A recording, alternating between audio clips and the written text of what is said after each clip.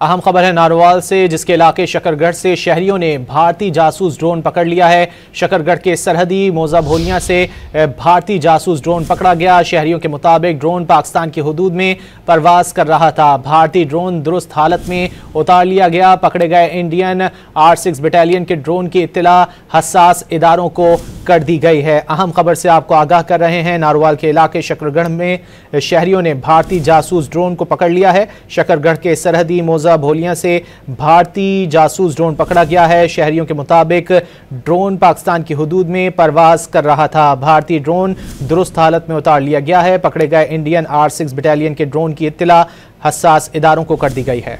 अहम खबर से आपको आगाह कर रहे हैं, नारोवाल के इलाके शकरगढ़ में शहरियों ने भारतीय जासूस ड्रोन को पकड़ लिया है। शकरगढ़ के सरहदी मौजा भोलियां से भारतीय जासूस ड्रोन पकड़ा गया है। शहरियों के मुताबिक ड्रोन पाकिस्तान की हुदूद में परवाज कर रहा था। भारतीय ड्रोन दुरुस्त हालत में उतार लिया गया है। पकड़े गए इंडियन R6 बटालियन के ड्रोन की इत्तला हसास इदारों को कर दी गई है।